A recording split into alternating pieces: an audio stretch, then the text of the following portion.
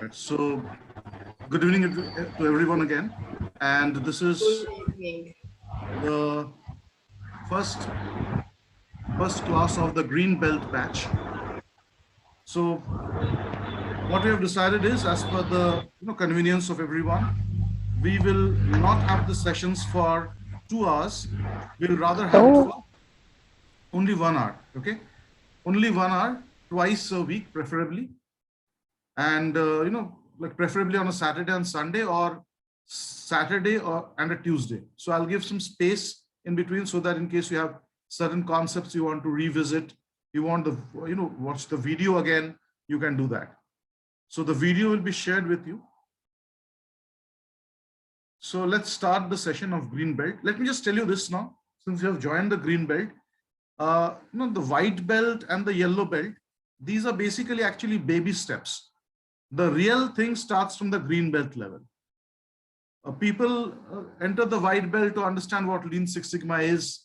Even after doing the yellow belt, those who have done the yellow belt, I think you will agree with me that even after doing the yellow belt, you do not know how to handle a project, how to take up a Six Sigma project, what to do next. You have learned about 4 tools, that's it.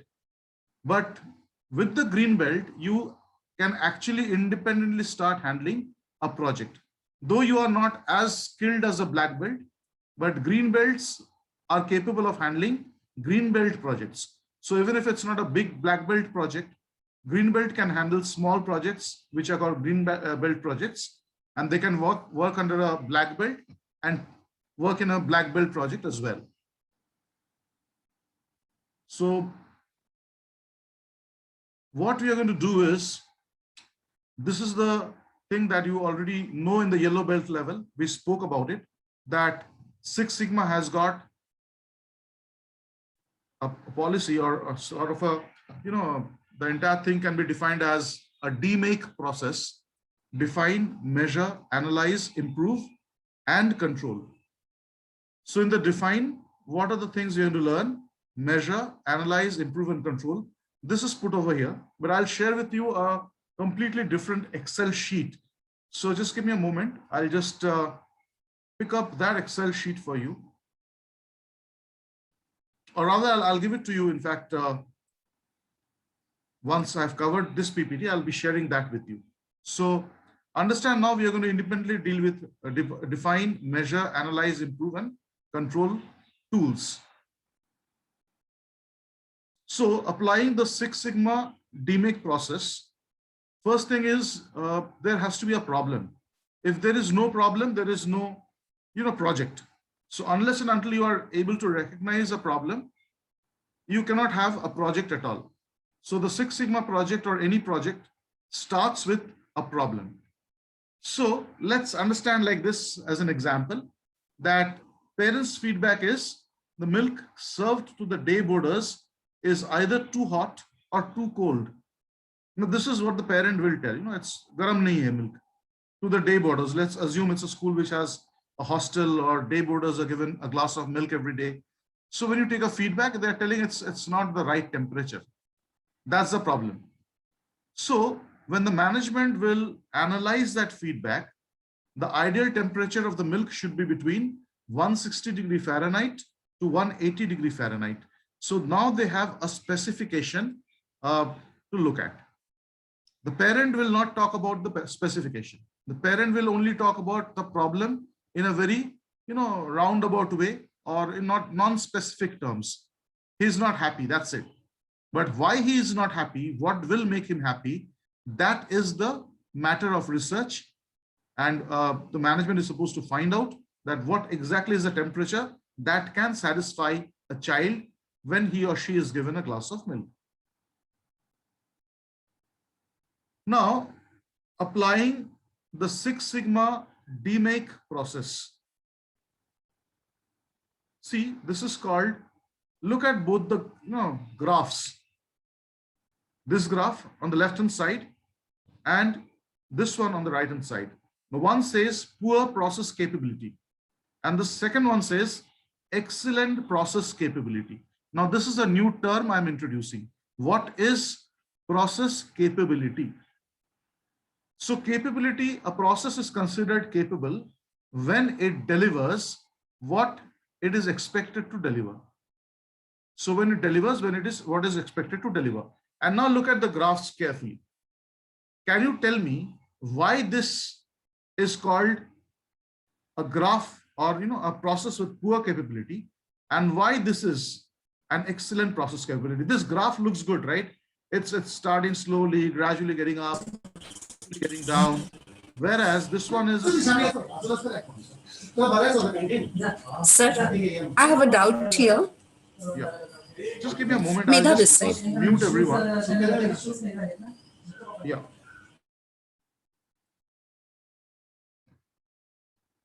I muted everyone so that we do not get disturbed by some background noise. So those who want to ask questions, they can raise their hands with the raise hand feature, and I'll unmute them. Okay. So who is it? Medha ma'am, right? Yeah, Medha ma'am. Sir, I have a doubt here.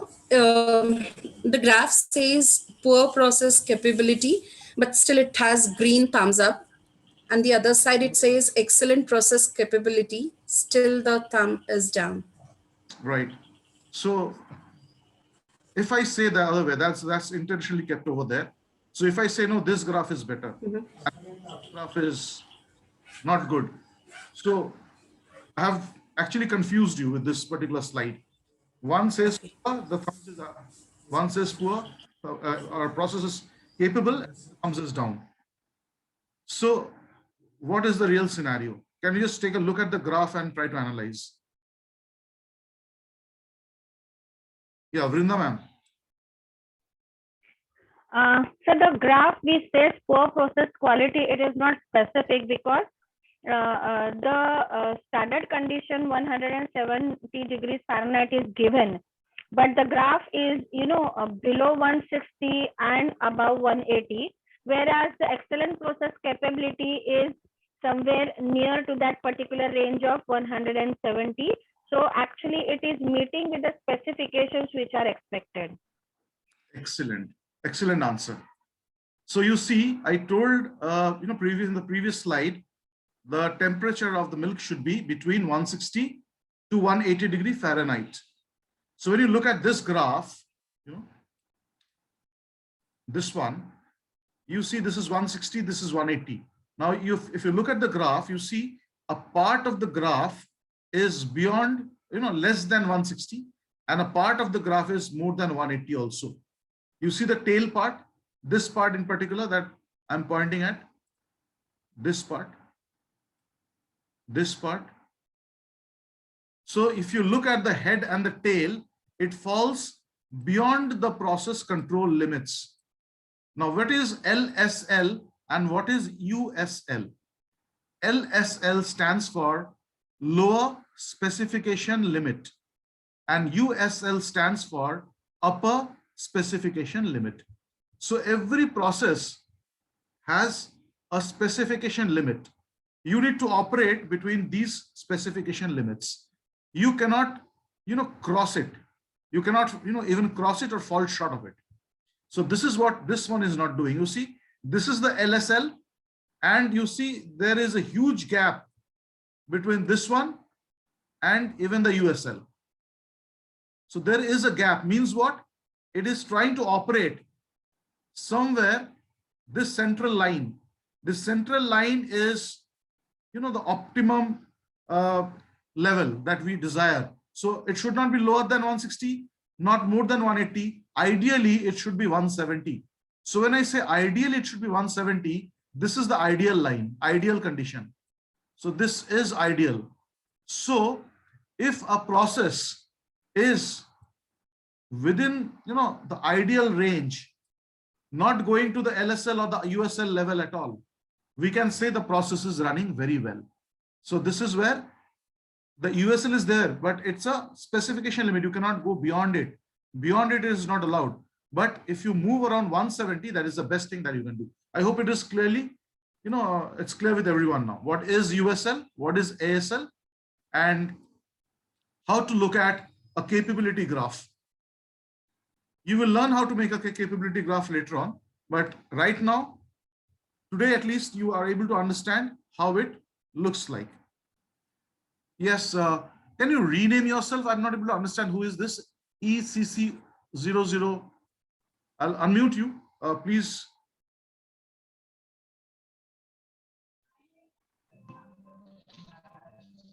Hello, good evening, sir. This is Sandhya Sanjay Kumar Subramaniam All right, from Sandhya ma'am. Yatmal Public School, Yatmal. Yeah. So you have a question? No, no, sir. Understood a lot. Okay, Thanks. okay, fine. All right.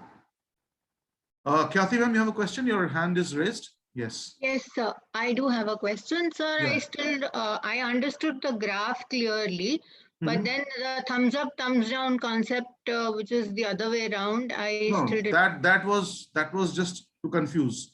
Okay. I told you which one is better because this one looks better, right, as a graph. So, Yes. But so then normally we if can I make it out. so normally this graph to anyone, Huh. it's more likely people will say this is the right graph. It looks good because we know there should be no steep rises, no steep falls should be there. It's a very, sort of a cool sort of a curve is there. So it looks better. So how to analyze? So this can actually be swapped now. This is with low process capability and this is a excellent process capability. Thank you, sir. Now you have learned about this Six Sigma conversion table in your yellow belt level. Now, how many are there over here who have not done the yellow belt and joined directly to the green belt level? Is there someone? Khyati ma'am has done. Only Sandhya ma'am, I don't think you have done, right? I think everyone else has done the green belt. Okay, Mansi ma'am is also raising the hand. Fine. Okay, no issues. I'll tell you what exactly is this. So you see, there is a simple calculation of DPMO and yield accuracy. So what I will do is, I will share the video of yellow belt in the group so that those who have not done the yellow belt, they can see that part of yellow belt and get the concepts clear. But just to remind you, others, those who have done the yellow belt, do you remember how it is done or you need a small reminder? It's becoming difficult. Okay, I'll just check and I'll let people unmute themselves. Otherwise, it's difficult for me to follow the raise hands. Just ensure that you're not kept unmuted when you are not speaking. So you can unmute yourselves now and let me know if you want a quick reminder of the DP. So quick reminder. Yeah, quick reminder. Fine. So very clearly understand this, that Six Sigma level basically means 3.4 defects per million opportunity. What is an opportunity? Every time you are doing something and you can either do it as per the customer specification or falling short of it. So it's an opportunity. For the milk, for example, the hostel, every time the hostel serves the milk, it is counted as an opportunity. Why? Because that milk can either comply to the standards or it may not comply to the standards. So whenever we are getting a chance to say it's complying or not complying, it is an opportunity. And in Six Sigma level, this non-compliance is as low as 3.4 in 1 million. That means 10 lakh times you do something, the chance of going wrong is only 3.4 times. That means 10 lakh glasses of milk given to a student, the chance of the milk being less than 160 degrees and more than 180 degrees Fahrenheit is only 3.4 times out of 10 lakh times you serve a milk. So you can understand it's very, very low. And how it is calculated? So if you remember, yield accuracy is calculated by a simple formula. That is the number of times you do it, number of times or number of opportunities, I would say, number of times I'm telling right now, but it's actually number of opportunities. So number of opportunity by the success rate. So this is the success, remember? Success I'm writing with the mouse, so the handwriting will be very poor. So success into 10 lakhs.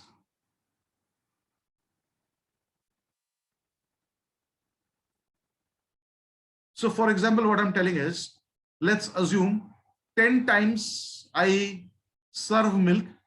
In that, once it is, not hot or cold. So it's not in the optimum temperature range. Optimum temperature range, I told 160 to 180. Now, out of 10 times I serve the milk, once it was only 158 or 155. So what is the what is the DPMO? The DPMO is 1 divided by 10 into 10 lakhs.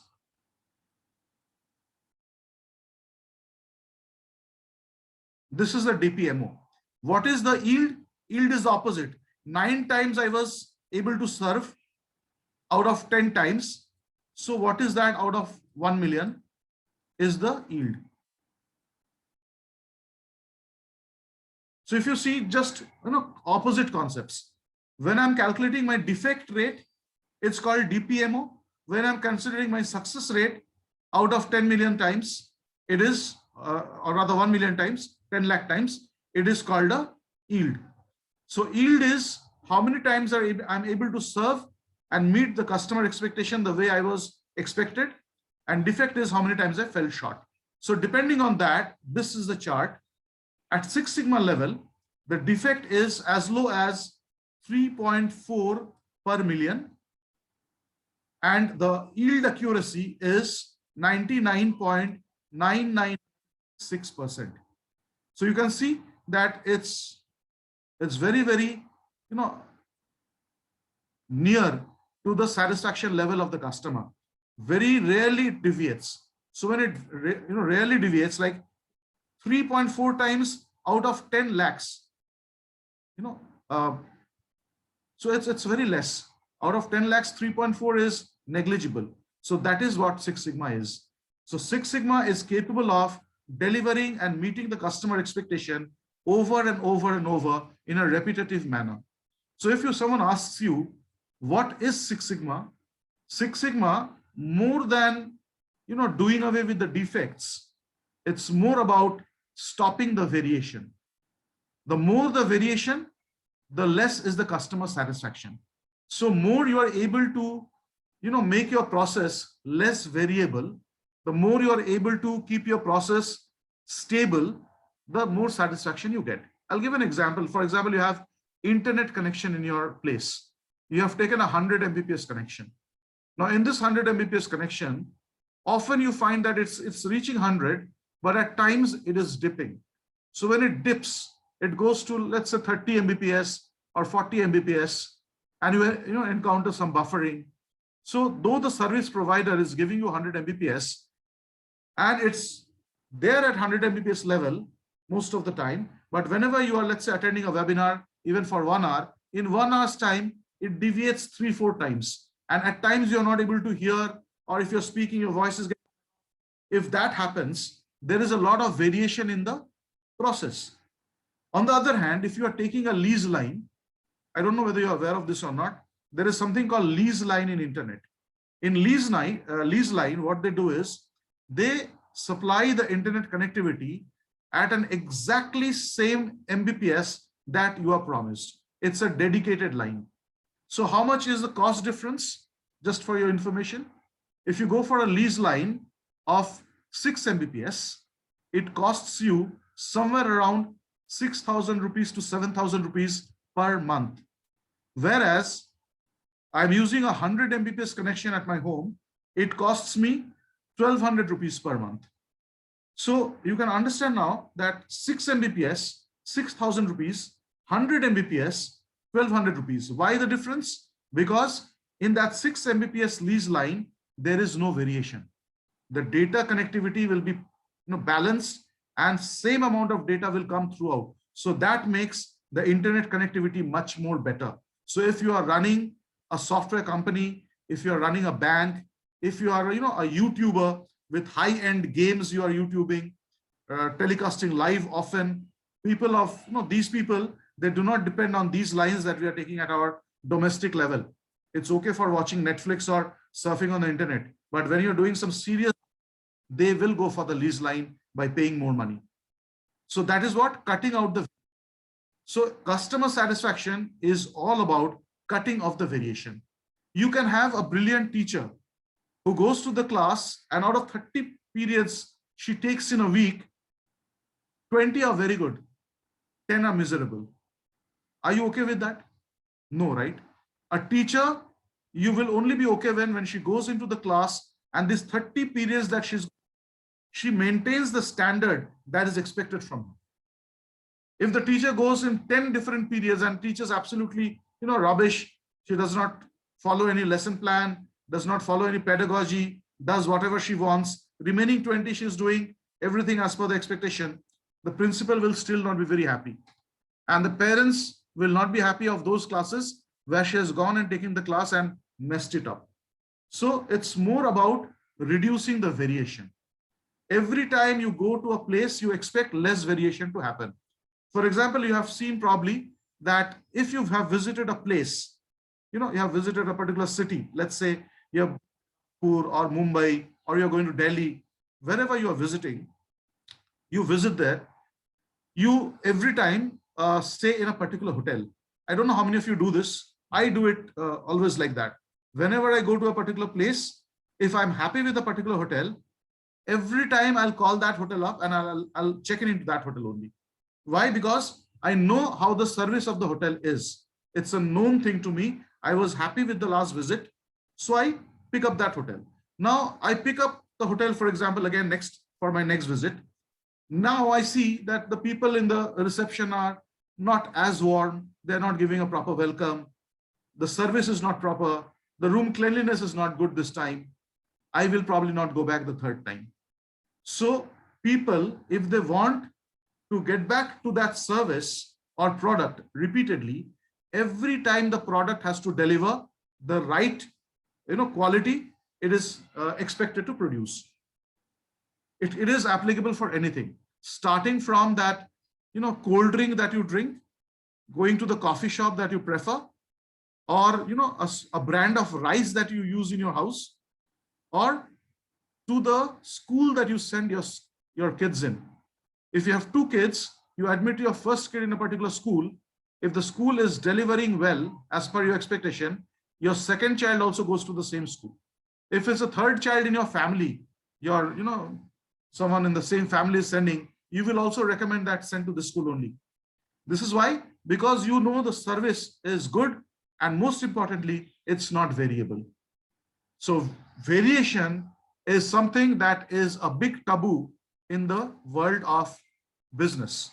When I say business, I typically do not mean like, you are a profit-making organization. I told earlier also that when I refer to business each time, it means an organization with a process where people are paying money to enjoy the services. Now, when I'm telling people are paying money, does it mean that if people are not paying money, we did not, follow the Six Sigma? No, wrong. Even if people are not paying the money, they still expect a less variation in the service.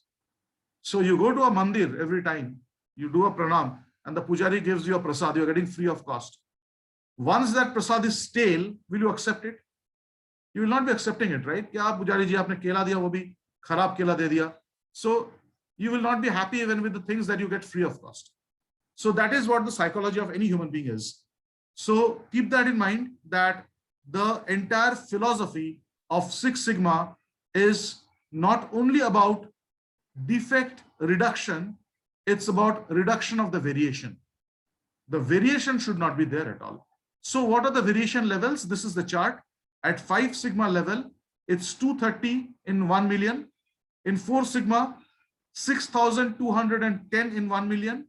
In 3 Sigma, 66,800 in 1 million. 2 Sigma, 3,08,000 in 1 million. And in 1 Sigma, 6,90,000 in 1 million. And the accuracy yield, 30% of the time meeting customer expectation, 69.15, 93.32, 99.38. Now you see beyond the 4 Sigma level, it goes into the 99% bracket. Now only it's varying in the point level, 99.38 to 99.97 to 99.99966. So you can understand 4 sigma onwards, it's a 99% yield. It's good. So 4 sigma and 5 sigma is told it's a good process. It's not bad. And this is a virtual perfection. So 6 sigma is like sky, you know. You always say that reach for the sky. So reach for the sky doesn't mean there is an altitude you are referring to.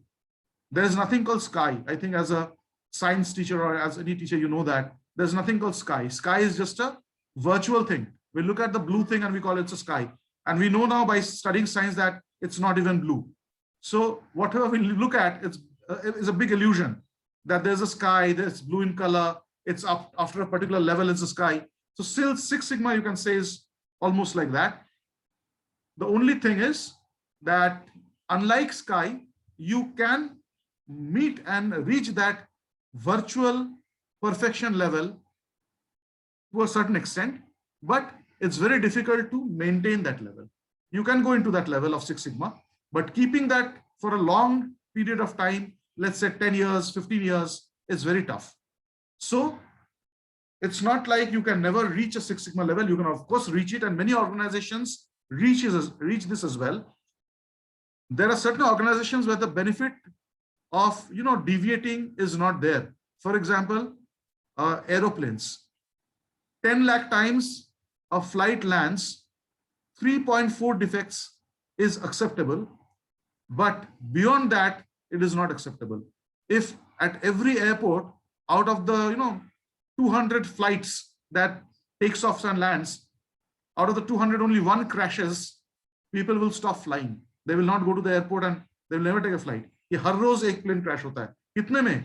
200 में. That's fine. 200 में एक तो बहुत कम है. But are you okay with that? Or you go to a doctor and the doctor tells मेरे हाथ में हफ्ते में सिर्फ 3 पेशेंट मरते हैं और कोई नहीं. So you will not be happy with that, right? So similarly, if anything is having that type of accuracy level which is expected, that there's a life and death question, there they need to match the 6 sigma level consistently. But if it's not something like that, then it's not the question of life and death.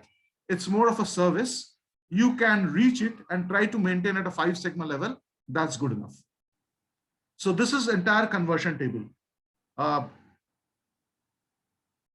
Now look at this. What would the consequence in US if quality goal of 4.5 sigma level or 99.90 yield is accepted? So I told you that 4 sigma is 99.38. So let's assume this 99.38 is accepted in US. What will happen to the different departments that follow 6 sigma? Why I'm giving the example of US? Because not too many processes in India, they follow 6 sigma. They may be claiming it, but you know how the government officials operate. So at times we are far, far away from satisfaction level. In US, the government schools are the most sorted after schools in the population. People want to get admission in government schools, and the scenario is extremely opposite in India. People want to get admitted in private schools. So with that, we can understand that government service is not up to the mark in certain Indian organizations, but in US is the other way around. But they are giving as an example that what will happen if they accept 4 sigma instead of 6. It will mean 500 incorrect surgical operations each week, 16,000 pieces of mail lost by the US Postal Service every hour, 32,000 missed heartbeats per person per year. Now that is applicable to India as well. We do not follow a 6 sigma process as far as the body is concerned, but it's meeting the 6 sigma level. The body is also meeting 6 sigma because your heart beats without variation. The moment there's a variation in the heartbeat, your 6 sigma of the body is lost, you will be in serious trouble. So 32,000 missed heartbeats can land you in the hospital. The second is 22,000 checks deducted from wrong bank accounts each hour. No one will be happy with that. 50 newborn babies dropped at birth by doctor each day. 2 unsafe plane landings per day at O'Hare International Airport in Chicago. So, this is just an example. It can be just any other airport. So this is what the world will be like if Six Sigma is strictly not adhered to in things or organizations which has very less benefit of doubt or margin of error, including our body. Because even in the body, if you see there is a variation, you are not okay with it. Even you go to the you go to your office every day, you find that once in a while your abdomen is functioning well, and 5 times in a month you're having abdominal problem. So it will just cut you off from the professional life. Or let's say your mood is variable. Every now and then, out of 30 days, you have mood swings in 10 days of the week, or 10 days in a month, or let's say even 5 days in a month. 5 days in a month, you demonstrate mood swing, your office will not accept you, your family will be getting back hard at you. So we cannot go for variation anywhere, starting from our mind to our body to the hospitals, airports, everything. So this is what it is. Even 1 hour of unsafe drinking water every month. So unsafe, and that happens in India, that. That's the reason I said we cannot compare it with India. In US, it is not acceptable. 1 hour of unsafe drinking water supplied, people will be getting back hard at the government. It's not done at all. But in India, we have seen in certain localities, turbid water is coming and it's not even transparent. People are okay with that also. Components of business process, we know this already, that there is an input, then the process, then the output, and the feedback. We have studied this in detail in the yellow belt. Just wanted to give you a reminder that output is directly proportional to the input. So the process will have inputs, deliver outputs. Therefore, Y is equal to Fx. Any change in input causes change in the output. So if I want a desired output, I should not focus over here. I should focus in the input. So if I am looking at a good board result, board result should be good in the school. Where should I be looking at? Not at the board result at all. We should be looking at the input parameters, the lesson plan of the teacher, how the teacher is delivering the lectures, pedagogy, what is the methodology used, how well the teacher is getting the feel of the children's problems, how efficiently she is solving it. So all these are the things we should focus on. So instead of focusing on the output parameter, it is told focus on the input parameter, and hence a very simple phrase is there in the corporate world, which is said, control the controllables. Whatever can be controlled, try to control that. Do not try to waste your time in things which are not controllable. So what is not controllable? Your output is not controllable. Your process is controllable, your input is controllable. And hence the the Vani of Gita, Karmanne Vadhikaraste Mahaphaleshu Kadachana. Sri Krishna also hinted at Six Sigma. He said, focus on karma, do your process right, give your inputs proper. Mahaphaleshu Kadachana. Do not depend on the output. The output will be a function of the input. So in Gita also probably there was a hint that follow your input and the process, your output is bound to be good. So that's what the entire philosophy of Six Sigma is. Now, Six Sigma in business process implement a process or a set of process. Process inputs must be at the right place and at the right time. So you see, everything that is related to the process, you do not have the liberty of making too much variation in that. Your process should be stable, it should be capable, and it should not have much variation. When there is a variation in the process, it is called noise in the process. These are typical Six Sigma terms. When you say there is a noise in the process, what does the noise mean? Noise is a sound, right? So sound which is not in a rhythm is called a noise. If it's a music is in a rhythm, right? The moment the beats go off beat, the moment the tune falls, the singer deviates, sur or tal bhatak gaya, we say what? Ki gadbad ho gaya. So that is noise. So moment you are playing a symphony, an orchestra, it has to be in a particular rhythm. So the process has to be in a rhythm. The moment there is a variation in the rhythm, it is called a noise. So your process should be noise-free. It should be capable. What is capable? Capable is within the lower and upper specification limit. So I hope it is clear with each one of you now. How Six Sigma affects the business? First one, a business system design collects and analyzes data to ensure continuous improvement, includes process or procedures. And Six Sigma improves the business system by continuously removing defects in process and sustaining the changes. So this is how the Six Sigma impacts a business design. So a business design is normally like this. What is the design? Collects and analyzes data to ensure continuous improvement. So every business talks about continuous improvement and processes or procedures. So every business has a process or a procedure, and they talk about improving it. Even if it's a grocery shop, they will say, oh, we also want to improve our process. It's a school, let's say a ZP school, Zilla Parishad school. They will also say we want to improve the process. But telling that we want to improve the process is not enough.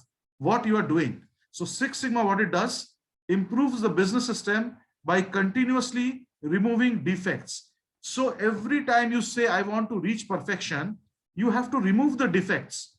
So removal of the defect is Six Sigma. So in other words, you have to identify where is the defect to remove it. So if you are given a project of a Zilla Parishad school, when you go there to identify, you will find what is going wrong, what is not as per the expectation of the students or the parents. You'll make a list of that. And then you will see which ones you can address first and remove. So that is the approach. And sustaining the changes. You remove a defect, it comes back again. It's not a removal. So sustaining the change is very, very important, where you remove the defect, but it does not come back. It stays removed. So after the process has been made free from a particular defect, what is your role? You need to ensure that you redesign the process in such a way that that particular defect does not comes in. And what do I mean by defect? Defect is every time you deviate from the range that the customer expects you to deliver is a defect. Anything that is not meeting customer expectation is a defect. So do you know that what is the key to successfully completing a Six Sigma project? It's teamwork. Understand this thing very clearly now. That if you want to complete a Six Sigma process successfully, you cannot be a lone wolf. A lone wolf, you know that, right? What it is? A lone wolf is a person who will operate alone.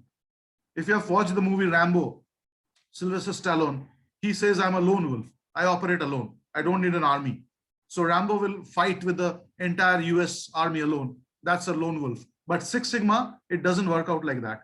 In Six Sigma, you cannot implement the process unless and until you have a team. So that's the reason I always advise that whenever you are doing a Six Sigma project, you involve other members of your organization. Because if you're not involving other members of the organization, you alone, you will not be able to implement Six Sigma. Even if you are, a very skilled person, you know everything about Six Sigma, still you cannot do it, because Six Sigma, the entire thing operates only with a team philosophy. The team is not there, Six Sigma is not there. So the first chapter of Green Belt, as I would say, is understanding team dynamics. Stages of team dynamics is a very key component of any management program. And I think many of you have attended sessions earlier also, which talks about team dynamics. But let's understand this again, in case you do not know about it. How many of you already have studied the team dynamics? May I have that in the chat box? That yes, I have understood the team dynamics, how it works.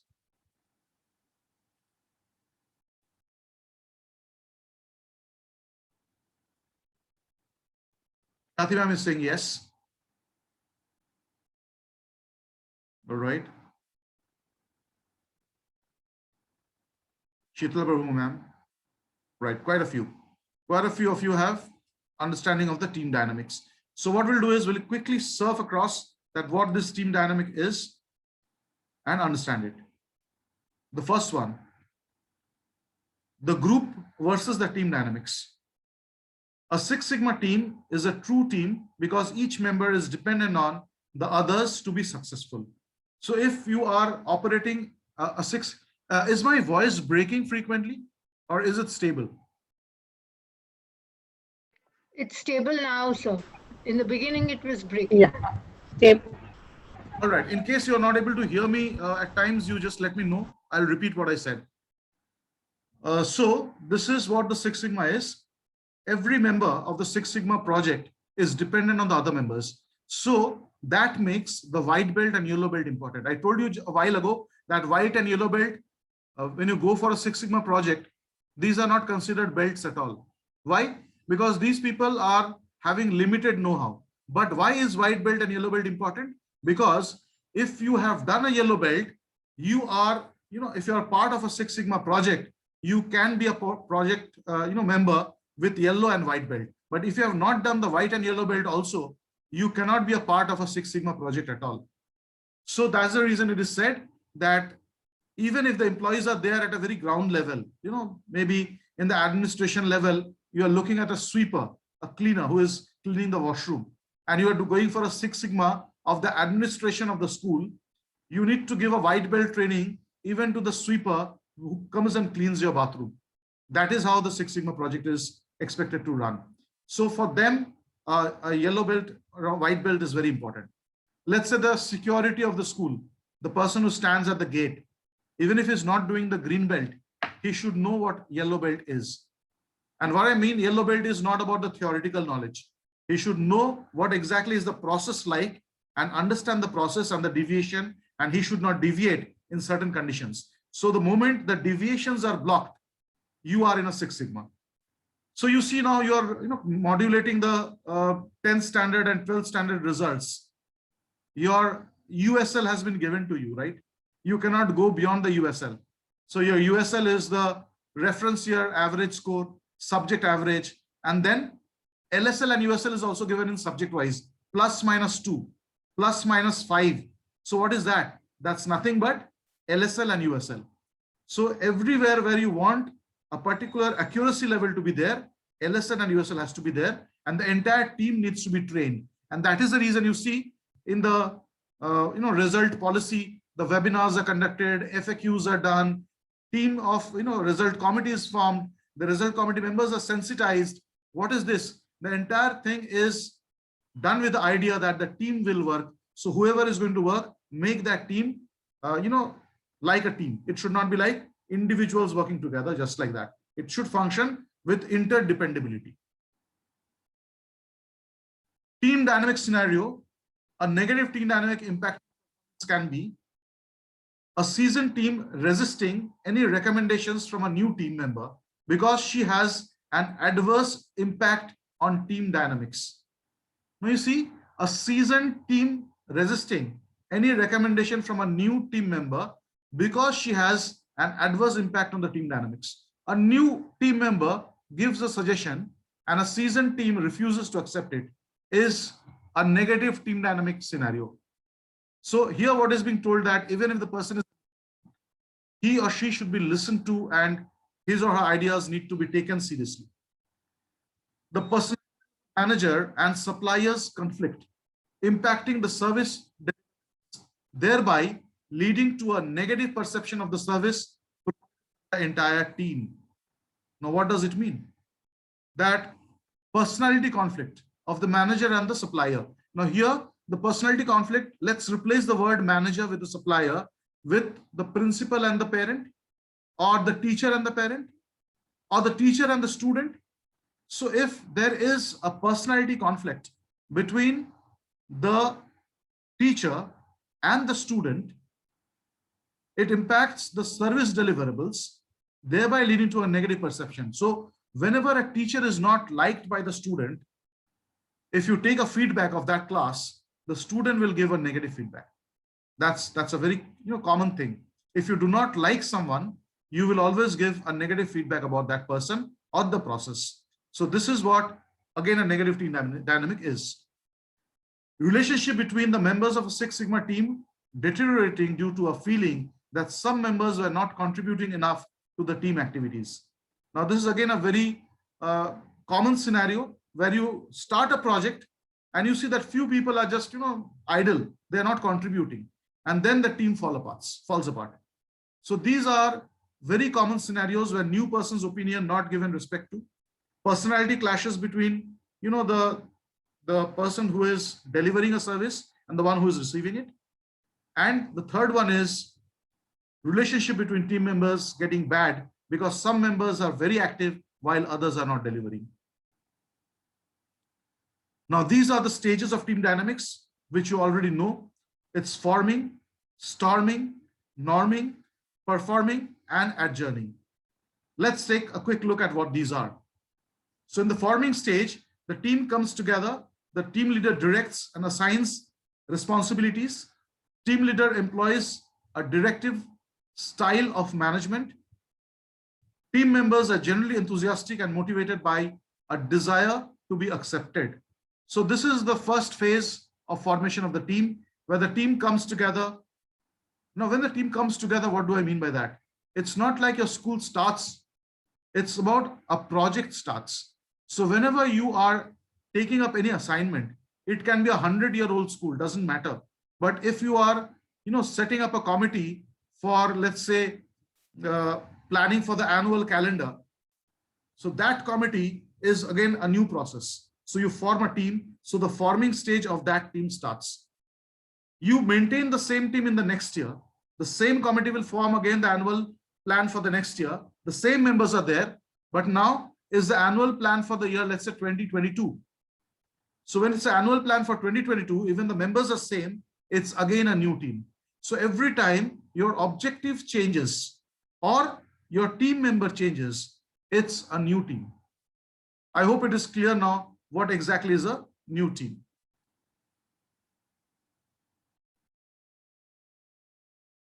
Just close my WhatsApp. Yeah. So this is what a new team is. Now next, go to the storming stage.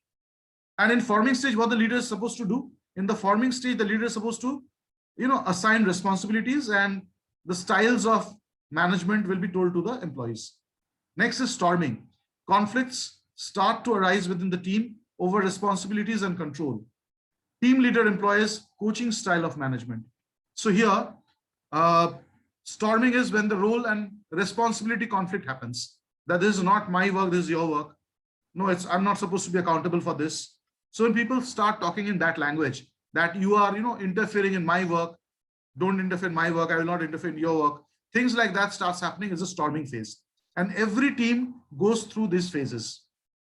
So again, when the conflict is happening, is the storming stage, and the team leader is supposed to employ the style of management in terms of coaching. What is coaching? Coaching is telling everyone, going to the side and guiding people how to, work in that environment, what to do, what are the actionables. So coach is also only talking about actions, the what is expected from that particular employee and how the employee is supposed to deliver. Next is norming. After the storming, because there are role conflicts, personality conflicts, the team develops a unified commitment to the project goal and looks to the leader for clarification. So whenever there's a storming phase, who will they look at? They will look at the leader. So the leader is the person who is supposed to handle the storming stage by norming. By norming means giving the right position to the right people or redefining the job roles of each member in the team. Now, many a times it has happened like this.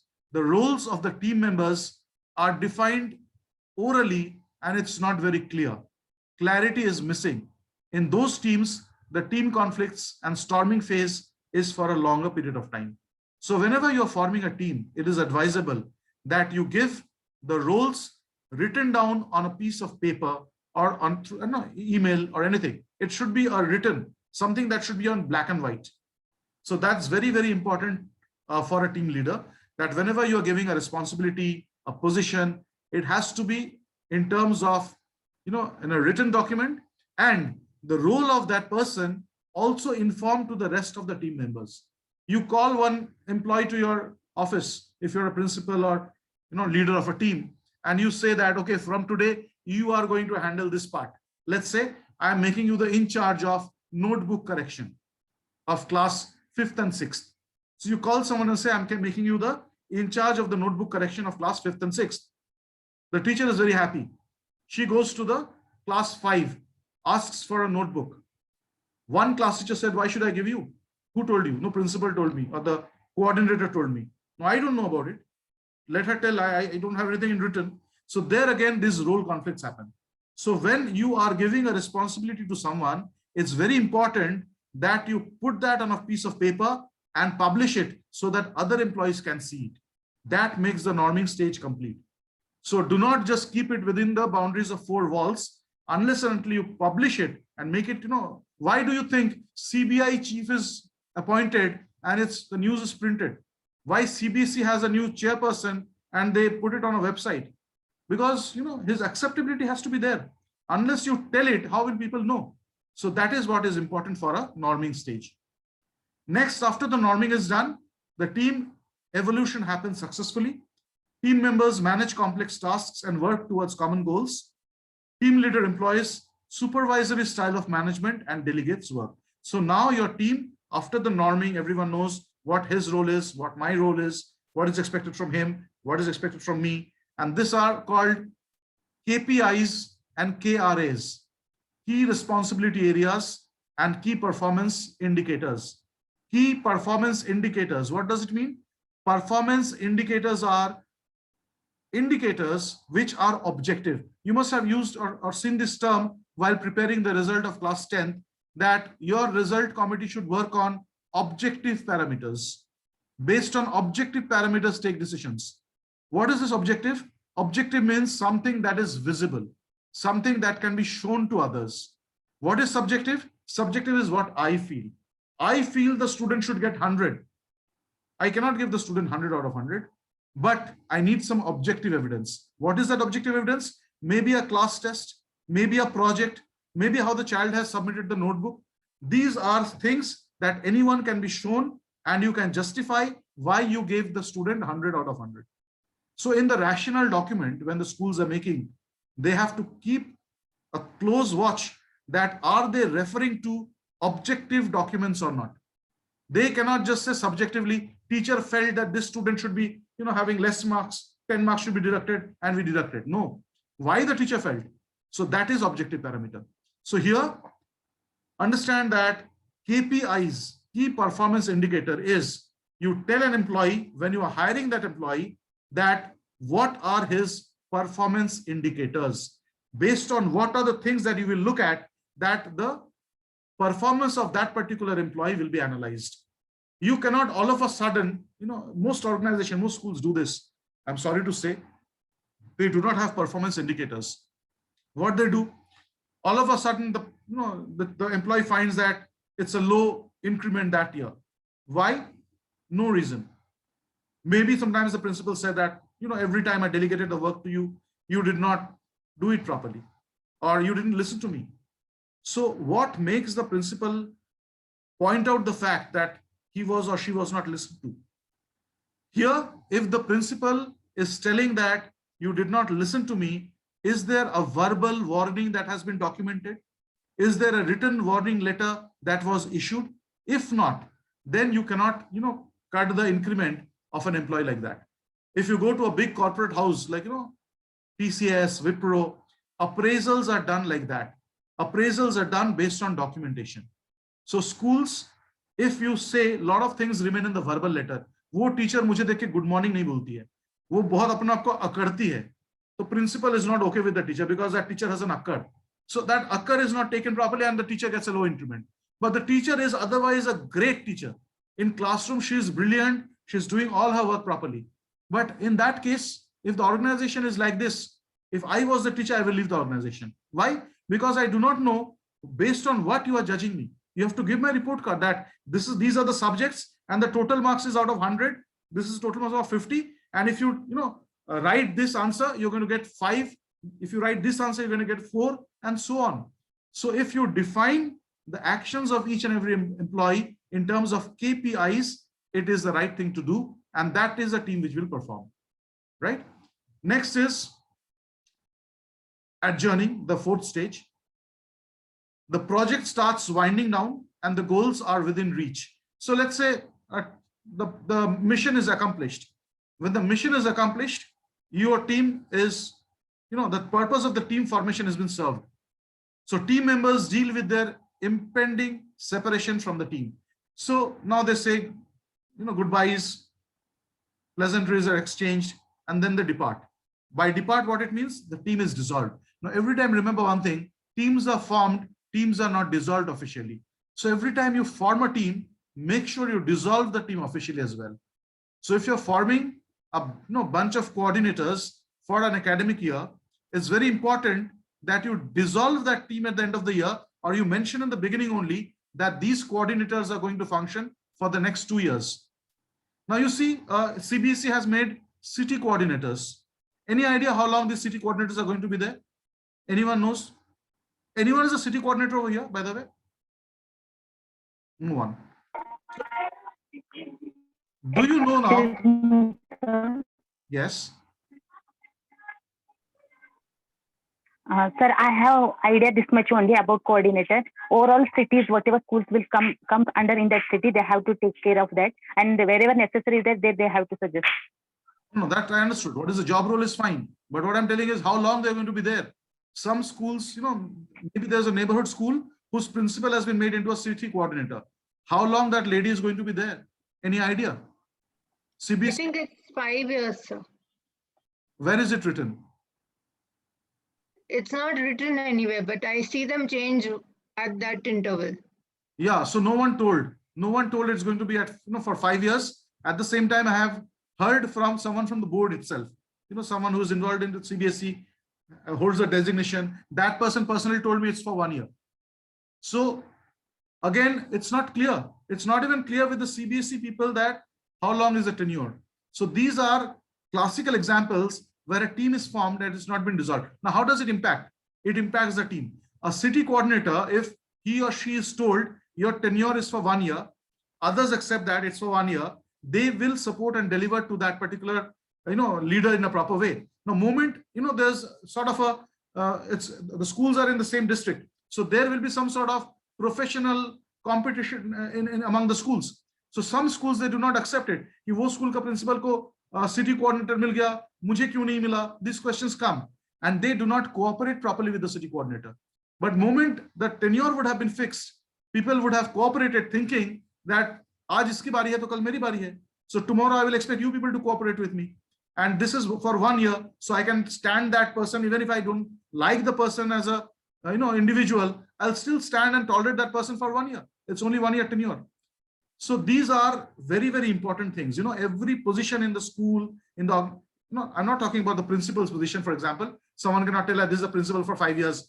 So फिर लोग सुनेंगे नहीं उनका बात. But what I mean is, when you're forming a particular team for a project, that time you have to, name it.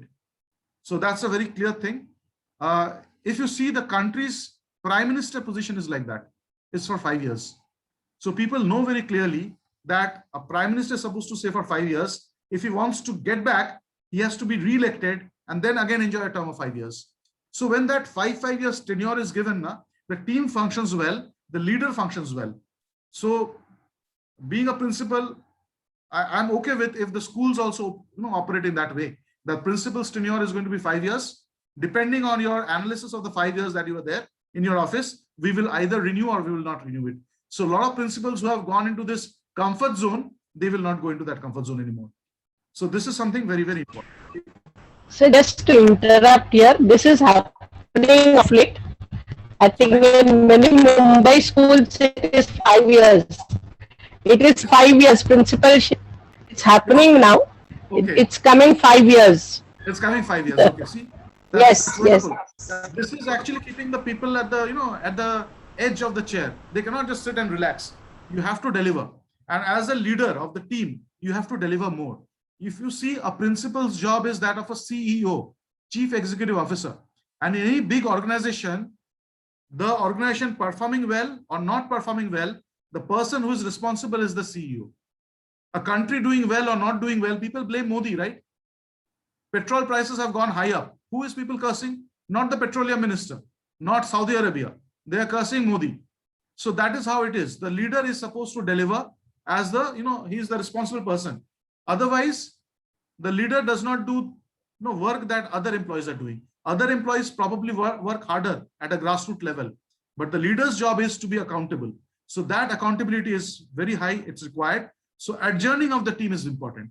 And then the team leader provides feedback to the team and employees, supportive style to the management. So after the work is done, how many of the team leaders give feedback? You had an annual gathering, great success, wonderfully happened. But after the annual gathering is over, does your principal sit with you and analyze what are the things that went well, what are the things that did not go well, what are the changes that we need to make in the next year? If that is not done, again, that team is falling short. So these are the areas of team dynamics. We will talk about the negativities of the team dynamics next class, because this time I made up mind that we will not extend beyond the time limit, because I found like people telling 2 hours, बोल के अब 2.5 घंटा ले लेते हो, मेरा बहुत तकलीफ होता है. So 1 hour means 1 hour I'll complete it. So till here, any question you can ask me. We can spare minutes now for questions, and so I'll stop the sharing. And what I'll do in the next class, I'll just give a feel of that. In the next class, what we'll do is negative team dynamics.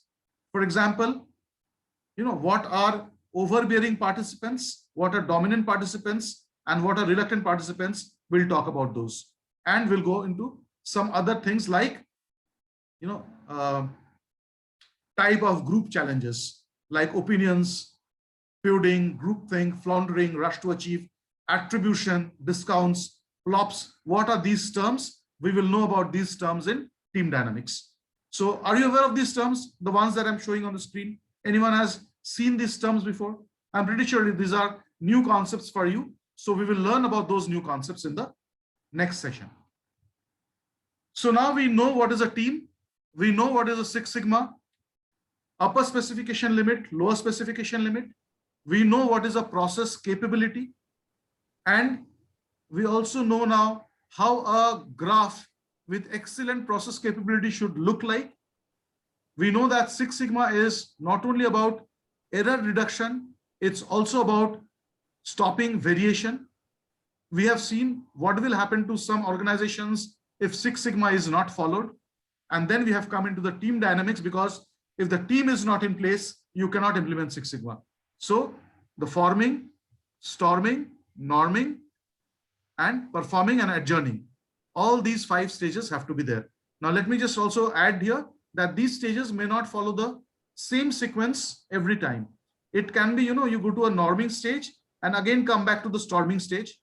You can again go back to the forming stage and norming stage. Why? Because every time the new members are added, every time the process goal is shifted, these type of changes may happen. You cannot have your goal fixed all the time, So for example, if you see India's battle against COVID, if that was a project, no one expected that a second wave will come. So once the project was taken in hand, the forming, storming, everything must have happened. Performing was also happening, right? So India performed. That's the reason in the first wave, the count was so low and India thought we made it. We won it. The moment India thought we won it and the guards were lowered, we saw a second wave coming in. So this is what happens in any team scenario. If you lower your guard in a Six Sigma scenario, you are bound to be hit by the second or the third wave of the same defect. So the defect will come back in a different way. So it's always important that once you seal the defect, you again go for that analysis meeting in the adjourning phase. That's what makes the adjourning phase so important. That yes, we have reached success, but does it mean we stop right now, or is it something that we need to do beyond this? So that is the plan of adjourning. For example, India winning the World Cup in 2011, Sachin Tendulkar holding the cup up, Virat Kohli and Dhoni and everyone rejoicing. But then, moment they are back to the hall, this hotel, they will have a meeting, or they had a meeting rather, with the coach, that what is the plan for the next. So they will say, okay, next 20 days, we're going to have fun with the family. Everyone will go back. But on 21st day, we are back again to, let's say, the stadium, practicing for the nets. And during this time, these are the to-dos and these are not to-dos. You cannot open your mouth about certain things that happen in the the room, what you call dressing room of the players. Individual conflicts cannot be told in the media. So all these things they seal up, right? Selection process, why a particular player was chosen for a particular match, you cannot reveal it to the media. So these things are told to them in a specific way. And that is what makes the completion process, the process complete. So now that is what the team dynamic is. If you have any question, you can ask me, otherwise we can wind it up. There's no question, but thank you so much. Today's examples and explanation was very, very clear. At least it made my concept very clear. Very appropriate and to the point examples, because you have given us all the examples related to the school. So now I can say my white belt and yellow belt, is getting clearer, and I'm very clear and confident about it. Thank you so much. Thank you, ma'am. In fact, after doing the green belt, you realize the value of the yellow belt and white belt, because till the time in white belt, you are looking only, probably at the tail of the elephant. You cannot see the entire elephant. At a yellow belt level, you can see 2 legs and the tail. But in the green belt level, even if it's not a bird's eye view, you can see the elephant at least from all the 4 sides. But in a black belt level, you see a bird's eye view. But I would now tell one thing very clearly, remember this, that immediately after completing the green belt, you will not have the black belt project. So what I would advise is that even, right now, that my Best Careers book has formed an alliance with a company called Zoom Class, and they are going to, market my Six Sigma in India, US, and Middle East. So they are running the batches, no discounts are there in those batches. But I would strongly recommend that after doing the green belt, do not enroll for the black belt immediately. The reason is spend at least 1 or 2 years, with projects of green belt alone. So ye jo aap seekh rahe ho abhi, what I would advise is this learning, you keep it with yourself and start implementing it in your school level. Next process will be getting more of your people trained in yellow and white and green belt. And then when you see that you have at least 6-7 people in the school who are in green belt level, that time you go for the black belt. I would advise that. So right now, this particular knowledge that you're getting will be a very complete one. You will understand it better. And as ma'am said, that giving examples of school, I will have certain examples which are, not related to school at times, but I will bring it, the analogy with the school. Maybe in certain slides, you will find that I have talked about a manufacturing process, or I have talked about a service process. But every time I do something like that, I will give an analogy that how it is applicable to your school so that you can apply it. And these recordings I will be sharing with you. In fact, I will upload this recording in my YouTube channel, but these links will be private links. It's not a public link. So you can watch that video anytime on YouTube using the private link. I would advise not to share the link with anyone. Just keep it to yourself. And at the end of the green belt level, I will be giving you a software of Excel tutorial, which the price of that is around 1,000 rupees. So 1,000 rupees worth Excel tutorial, which is a voiceover at the background, and it's a screenshot of how you can work with Excel. All the functions of Excel. So you must be knowing a few functions now. So that software will be there as a green belt parcel. So you will be getting that software, but it's going to be towards the end, maybe towards the last few classes, so that you can have it with you and use Excel whenever you want. So that's, I hope you will be, yes ma'am, Veena ma'am. I have a request. Can you hear me? Yeah, sure. Okay. White belt, let me take my thing. White belt and yellow belt, there were quite a few questions that I didn't get clarity on because I didn't score those. I would appreciate if you can just go through those questions so all of us are clear what the answer was and why was that answer. Because if I chose a wrong answer, it means that it's stuck in my mind. So I want clarity before forward with green. This yellow belt answers, if you see right now, I have already published the answers, right? Did you check those answers now? Yes, I did. I still want the clarity. Yeah, so is there something, if you have certain questions on which got it. you WhatsApp me the question numbers, and then I'll try to for you. Okay? Okay. All right. Thank you. Sir, will you be sharing the PPT? PPT, I will be sharing this in form of a PDF that will be shared with you. Right? Thank you, sir. And this recording will be there so that you can come back. Thank you, sir. It was a good session. Nice So session. when are we meeting next? Tuesday evening is good enough. Let's fix the dates. The days if it is fixed, it will be easy. So one day is Saturday for sure. Which can be the second day? Which suits most of you? Yes, Mansi ma'am? Tuesday is fine, sir. So, but 7 onwards, right? Preferably because schools are there and everyone is Ah, that's why. That's the reason. Mansi ma'am, you're not audible. Mansi ma'am, raise your hand.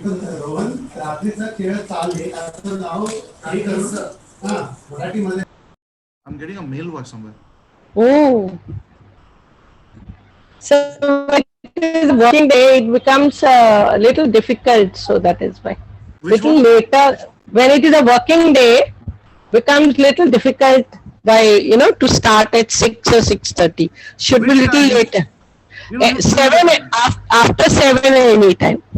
Yeah, I have kept the time 7 only. Last time also we did it from 7:30 p.m. Yeah, 7:30 would be great. Yeah, fine. If everyone is okay with 7:30, If everyone is okay. No, 7:30 is okay. fine. So we'll keep it 7:30 to 8:30.